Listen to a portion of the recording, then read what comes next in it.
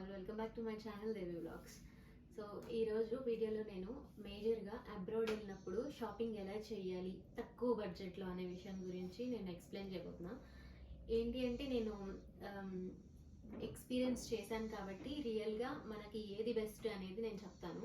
So నేను ఇంకా 1 వీక్లో వెళ్దాము అనగా షాపింగ్ అనేది స్టార్ట్ చేసాం. మేజర్గా మనం అబ్రాడ్ వెళ్తున్నప్పుడు ఎవరైనా కానీ కంపల్సరీ ప్యాంట్స్ టీషర్ట్స్ ఇవే తీసుకెళ్తాం. అండ్ నార్మల్ వేర్ అనేది చాలా తక్కువ తీసుకెళ్తాము. ఎక్కువగా మనం జీన్స్ ప్యాంట్స్, టీషర్ట్స్, టాప్స్ ఇవే తీసుకుంటాం. సో ఇవి మనం ఎక్కడ తీసుకుంటే మనకి తక్కువ బడ్జెట్లో మంచి షాపింగ్ అవుతుంది అనే దాని గురించి ఎక్స్ప్లెయిన్ చేస్తాను. సో నేనేం తీసుకున్నాను అంటే 1, 2, 3 ఈ లెఫ్ట్ సైడ్ నేను ఈ రెండు చూపిస్తున్నాను కదా, ఈ మొత్తం కూడా నేను కమర్షియల్ స్ట్రీట్ బెంగళూరులో తీసుకున్నా. స్ట్రీట్ షాపింగ్ అనేది అంత ఈజీ ఏం కాదు. బట్ కమర్షియల్ స్ట్రీట్లో తక్కువలో మనం కావలసిన అవుట్ఫిట్ వెస్ట్రన్ వేర్ అనేది జాగ్రత్తగా టైం స్పెండ్ చేసి తీసుకుంటే మంచి కలెక్షనే దొరుకుతుంది. నేనైతే almost 6 hours half day almost spend చేసి నాకు నచ్చిన కలెక్షన్ చాలా లిమిటెడ్ కలెక్షనే తీసుకున్నాను. అండ్ ఏమేమి తీసుకున్నాను, ఎంత బెస్ట్ కాస్ట్లో నాకు వచ్చినాయి అనేది కూడా నేను మొత్తం ఎక్స్ప్లెయిన్ చేస్తాను. ఓకే, సో ఫస్ట్ ప్యాంట్స్ గురించి చెప్తాను. సో నేను ఒకటి ఈ ఫస్ట్ వచ్చేసి bell bottom black colour pant తీసుకున్నా. ఓకే, సో ఈ bell bottom black colour pant నాకు 400 రూపీస్ పడింది. ఇది నేను జూడియో, హెచ్ఎండ్ఎంలో చూస్తే నాకు అబౌ 2000 ప్లస్ ఉంది. బట్ క్వాలిటీ అనేది చాలా థిక్గా ఉంది. ఎందుకు నాకు ఇంత తక్కువ కాస్ట్లో పడింది అనేది కూడా నేను వీడియో చివరి ఎండింగ్లో చెప్తాను. సో నాకు ఇది bell bottom black colour pant వచ్చేసి 400 పడింది. అండ్ నెక్స్ట్ సేమ్ బ్లాక్లోనే అదే క్వాలిటీలో అంతే మందంగా ఉన్నది ఇంకొక ప్యాంట్ తీసుకున్నా. అండ్ ఈ ప్యాంట్ వచ్చేసి టాన్ జీన్ టైప్. జనరల్గా నేను ఎప్పుడు టాన్ జీన్ వాడను, ఫస్ట్ టైం ట్రై చేద్దామని చెప్పేసి ఇలా టాన్ జీన్ ఇలా చిరుగులున్న ప్యాంట్స్ ఉంటాయి కదా, ఇలాంటివి అసలు ఎప్పుడు ట్రై చేయలేదు, ఫస్ట్ టైం తీసుకున్నా. బట్ నేను ట్రైల్ రూమ్లో చూసుకున్నప్పుడు నాకు చాలా పర్ఫెక్ట్గా ఫిట్ అయింది. ఇది కూడా 400 రూపీస్. ఓకే, అండ్ నెక్స్ట్ ఇంకొక బెల్ బాటమ్ జీన్ తీసుకున్నా. అండ్ ఈ జీన్ వచ్చేసి సేమ్ సైజు.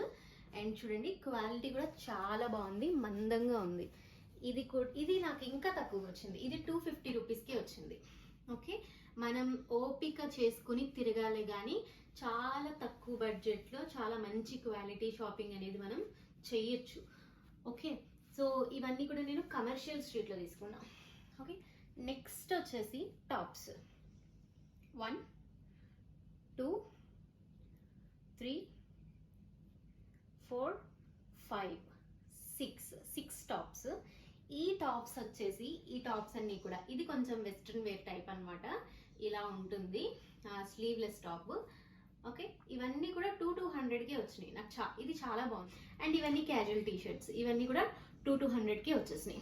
మొత్తం ఇవి 5. ఓకే, 1, 2, 3, 4, 500 1000.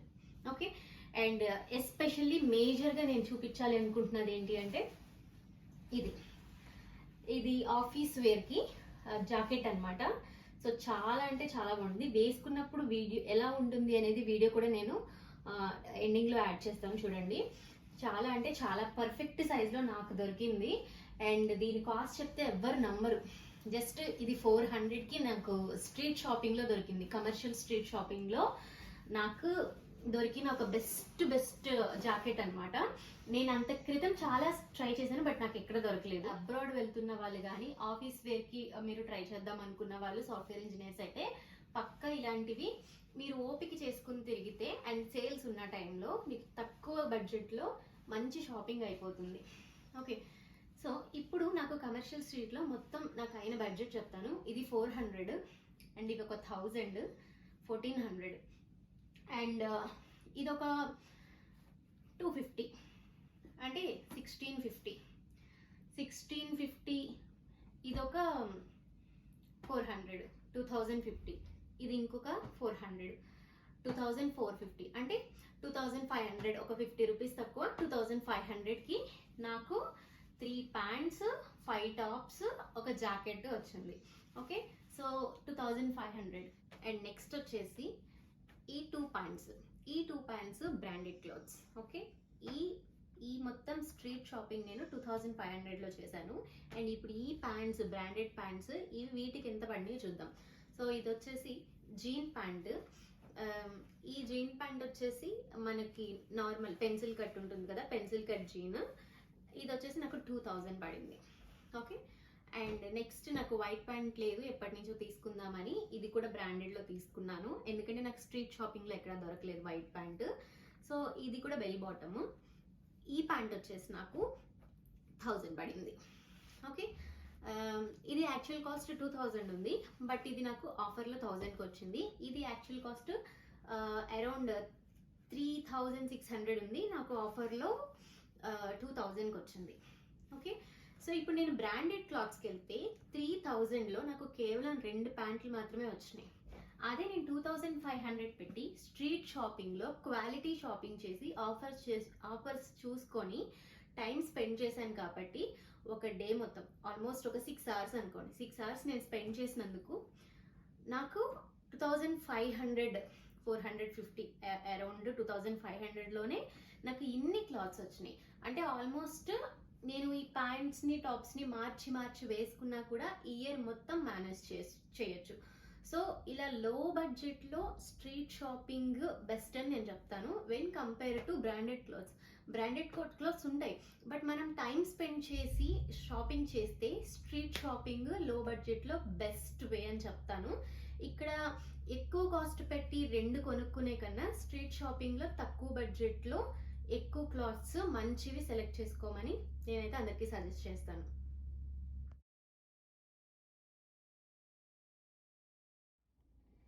నేను అదే స్ట్రీట్ షాపింగ్లో బట్టలే కాకుండా ఇంకొన్ని తీసుకున్నా. అవేంటి అంటే, ఫస్ట్ మనం బట్టలు క్యారీ చేయాలన్నా, థింగ్స్ క్యారీ చేయాలన్నా పక్క మనకి బ్యాగ్స్ కావాలి కదా. సో బ్యాగ్స్ వచ్చేసి నేను ఇక్కడ చూపిస్తున్న 3 బ్యాగ్స్ తీసుకున్నాను. నా ఫస్ట్ ప్రియారిటీ వచ్చేసి ఈ బ్యాగ్ వచ్చేసి మనకి టూరిజం బ్యాక్ ప్యాక్ లాంటిది. అండ్ ఈ బ్యాగ్ వచ్చేసి 90 లీటర్స్ బ్యాగ్. ఈ 90 లీటర్స్ బ్యాగ్లో అరౌండ్ నేను 20 kgs ఆఫ్ క్లాత్స్ క్యారీ చేశాను. నెక్స్ట్ వచ్చేసి ఈ బ్యాగ్, ఇది చాలా యూనిక్గా ఫంకీగా ఉంది అండ్ ఇది ట్రాలీ. ఓకే, ఈ బ్యాగ్ వచ్చేసి నాకు 3600 పడింది. అండ్ ఈ నెక్స్ట్ బ్యాగ్ కూడా ట్రాలీనే, ఇంకొంచెం దీనికంటే పెద్ద సైజు 4000లో పడింది. ఓకే, ఇప్పుడు నేను బ్రాండెడ్ ట్రాలీస్ కూడా తీసుకోవచ్చు, బట్ ఒక్కొక్క బ్రాండెడ్ ట్రాలీ తీసుకుందామంటే వీటికన్నా చిన్న సైజే నేను చెక్ చేసినప్పుడు నాకు 9000 ప్లస్ 10,000 అలా పడింది. అవి నాకు ఎందుకు ఉపయోగపడవు, డబ్బులు వేస్ట్ అనిపించింది.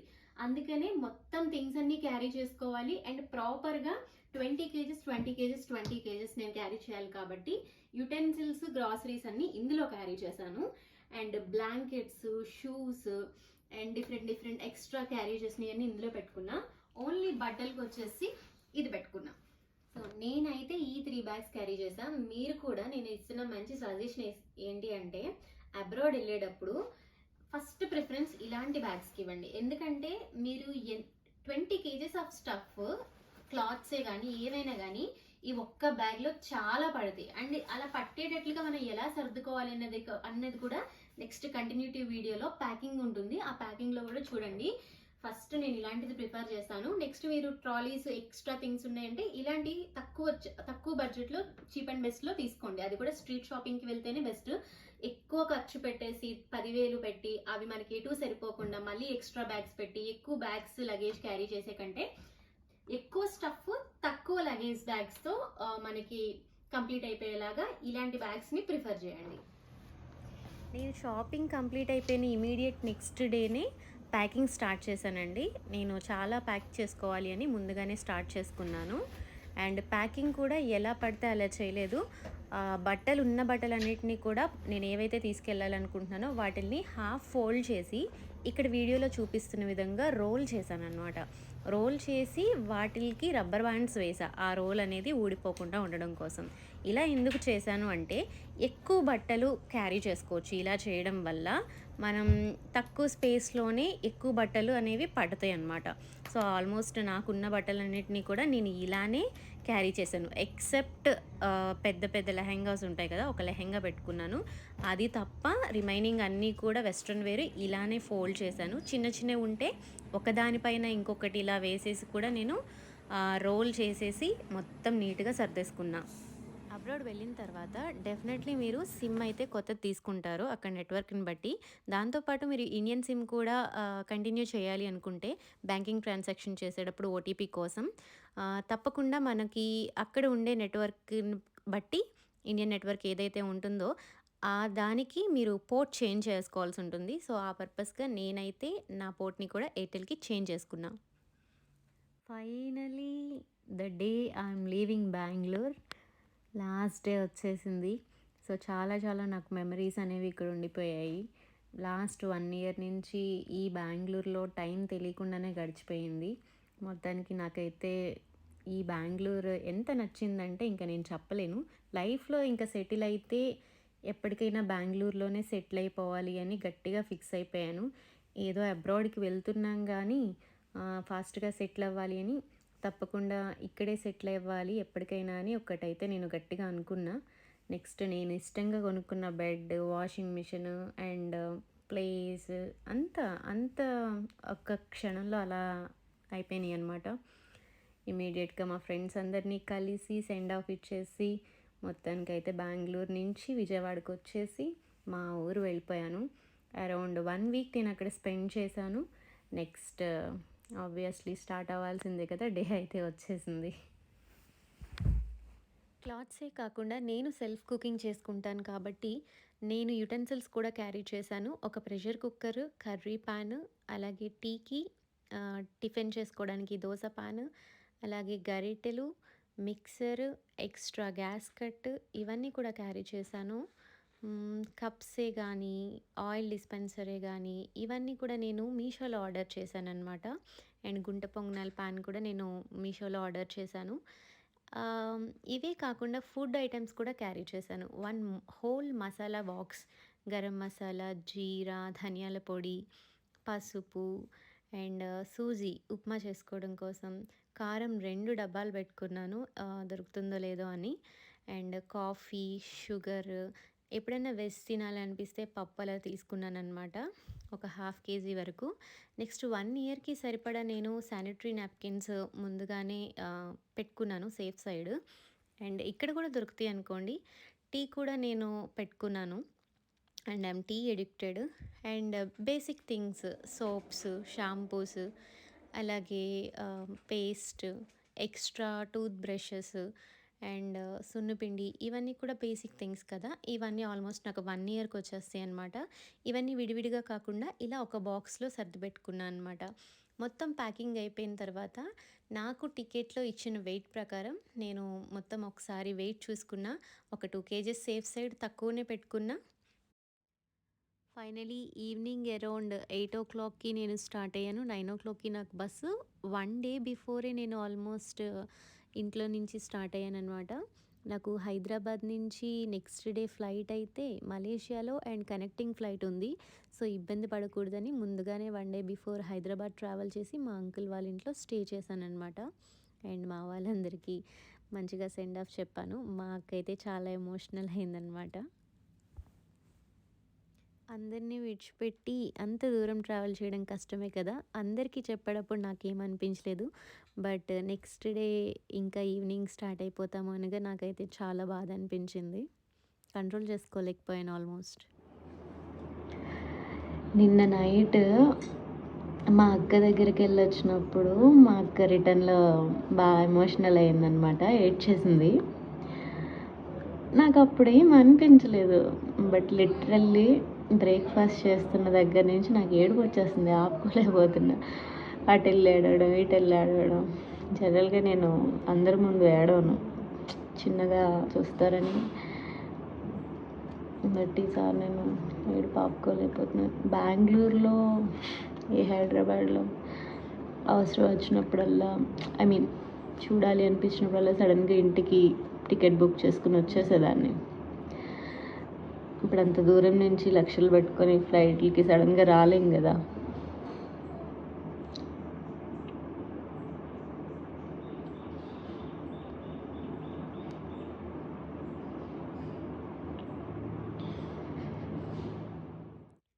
నెక్స్ట్ డే మార్నింగ్ బ్రేక్‌ఫాస్ట్ అలాగే ఫుడ్ మా ఆంటీ వాళ్ళే ప్రిపేర్ చేశారు.